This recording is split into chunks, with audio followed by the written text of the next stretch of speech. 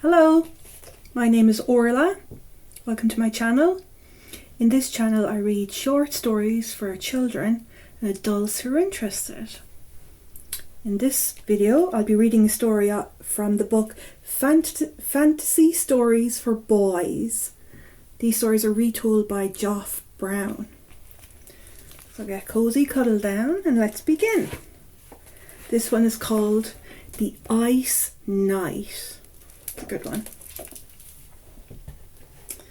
Once upon a time there were two brothers called Giles and Roderick. They loved to play with wooden swords and dreamed of growing up to be noble knights. Giles was steady and reliable, but Roderick was sharp-eyed and adventurous. Oh, here are the boys playing. Two brothers with their swords. When it was time for them to leave home, the brothers journeyed in different directions. "We will meet again when we will have made our fortunes," they said, shaking hands. Giles followed the road into a valley. He hadn't been travelling long before he saw a group of robbers. They were attacking a man on horseback.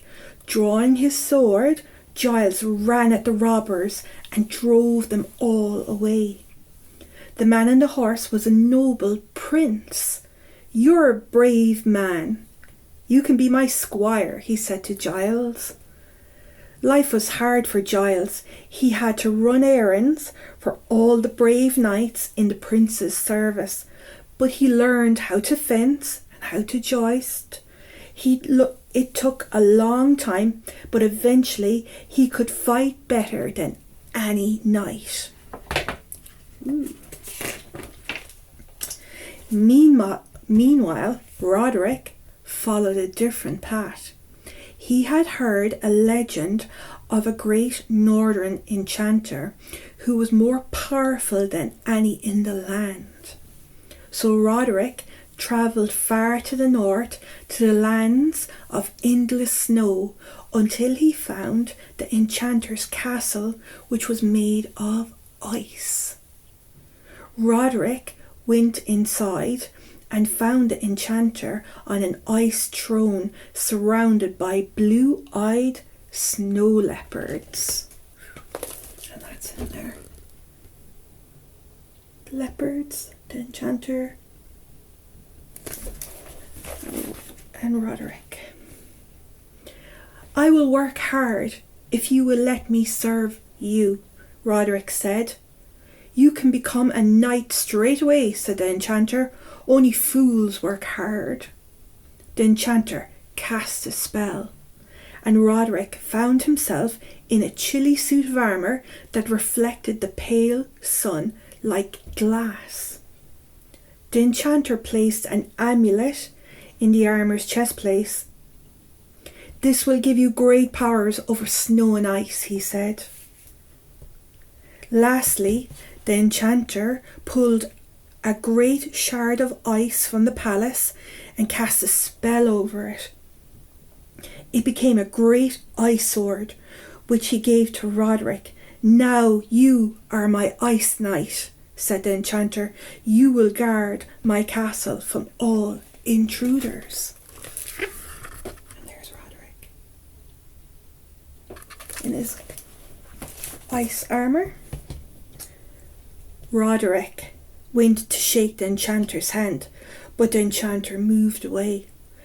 "A human touch means death to me," he said. Soon Roderick found that he no longer felt the cold. In fact, the longer Roderick guarded the ice palace, the less he could feel in his heart. One day Giles's prince told his knights about the enchanter.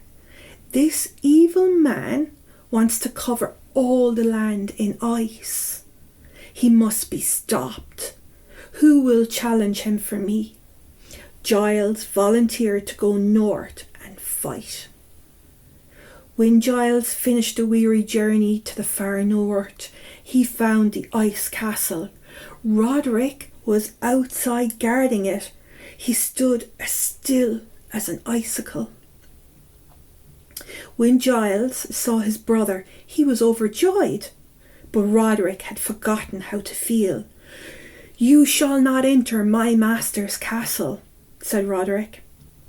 He swung his ice sword at his brother. Giles raised his sword to block it, and they began to fight. Two brothers fighting. Here we go, Roderick and Giles.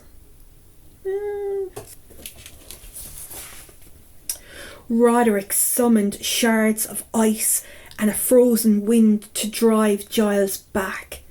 But Giles swung his sword and knocked the amulet from the Ice Knight's chest. Now Roderick could not summon snow and ice against his brother. He was forced to use his sword to fight. Because the Ice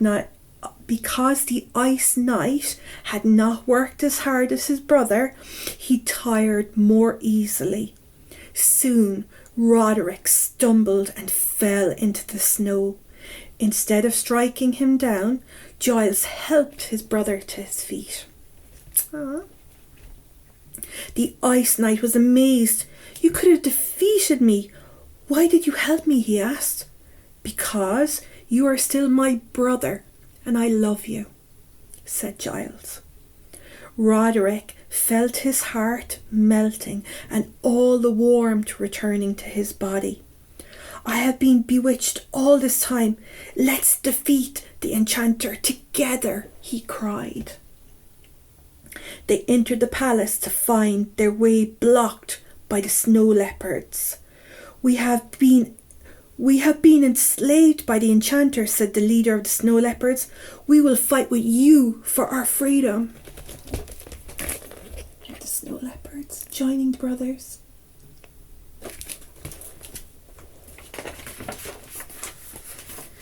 Inside, the enchanter was waiting for them. "Traitor!" he cried to Roderick. Shards of ice formed into sparkling, spiky ice men, but Giles and Roderick shattered them all with their swords. The enchanter tried to run, but the growling snow leopards blocked his escape. Giles ran to the enchanter and grabbed him by the arm. At Giles's warm touch, the enchanter began to melt until he was nothing more than a puddle on the floor. Around him, the ice castle shook. It began to collapse into the snow.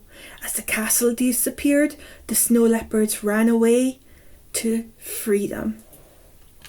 The brothers made the long journey home, weary but happy to be together again. When they returned, the prince knighted both brothers. Together, Sir Giles and Sir Roderick defended the kingdom from danger and lived happily ever after. The end. That's a great story about the Ice Knight from Fantasy Stories for Boys. Until the next one, bye bye.